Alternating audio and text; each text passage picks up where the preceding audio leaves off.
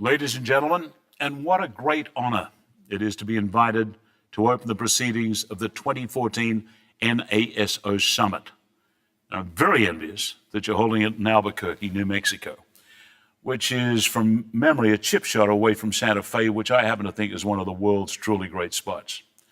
I don't use the term honor lightly because, believe me, it is an honor, because without your dedication, there would be no sports. And to want to become an official requires a type of calling and a set of very special characteristics.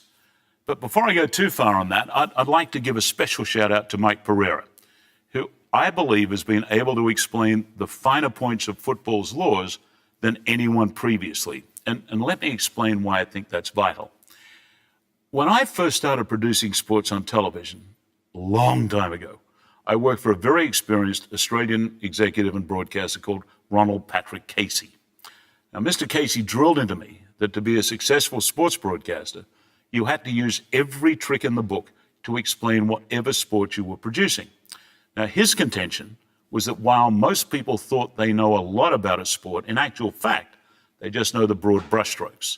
And to fully enjoy a sport, you had to know a lot, because enjoyment is all about anticipation. And unless the viewer knows what to look for, that anticipation is harder to come by. And at Fox Sports, what we've tried to do right from the get-go is to educate as well as inform and explain the action.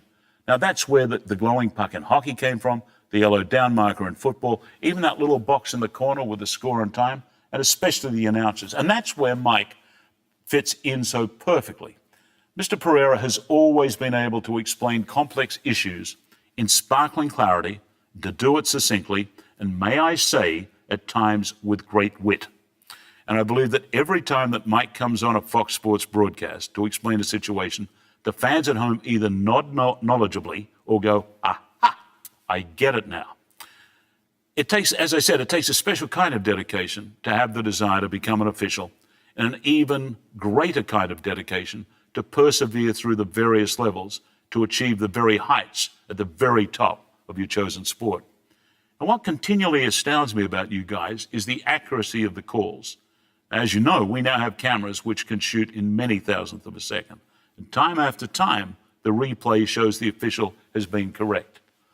Now, in that vein, my father, my dad, when he worked in a steel mill, was a semi-pro soccer player in Newcastle, Australia. And he made as much playing on a Saturday afternoon as he did working in the open hearth for a week. And he had a lifelong love affair with the game, so much so that in later life, he helped organize a youth soccer organization. And as it happened, didn't have enough officials. So guess what? I started refereeing.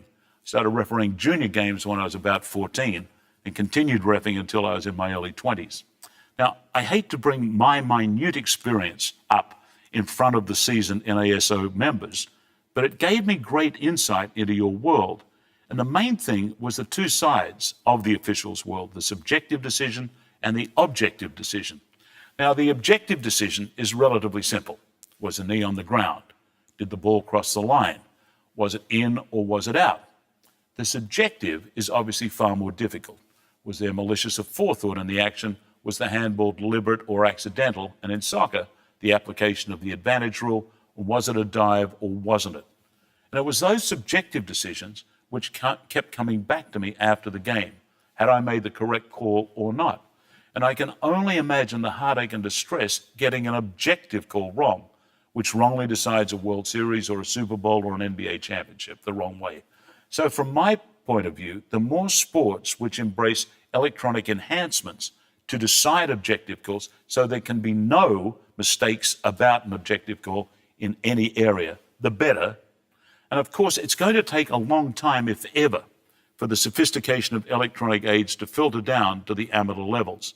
And it's here where the great officiators begin. And it's here where tomorrow's greats realize the game must be impartially officiated without fear or favor. You know, officials and television production crews are really similar. Think about it. We both have to make split-second decisions. Millions of people know if we get it right or wrong. And at our very, very best, we are totally transparent. The world, in an ideal situation, should never really be aware of what we do. The game should flow. The athlete should be allowed to draw their futures on the canvas of the game. One team should win. One team should lose. A career can be made a career can be broken, yet in an ideal world, no one should be aware of what we do. We, at our very best, are totally transparent. Now, I've been putting sports on television in various parts of the world for 40 years, and let me say with total sincerity that of all the people I've met and worked with, inevitably it's the officials who have made the greatest impression on me. Simply because, to me, officials are indicative of all that's good, great, and wonderful about sports. Dedication, devotion, and especially in your case, impartiality. An ability to lose self for the goodness and greatness of the game, and all the good that sports does for our society. There's an essence of spirituality about sports, giving of oneself to a greater cause, and you all embody that for me. So a heartfelt thank you from me on behalf of the world of sports television production. Enjoy this year's conference, which I believe is called A Whole New Ballgame, Safe, Secure, and By the Rules, with the watchwords, of course, of impartiality without fear or favor. Thank you, and have a productive conference.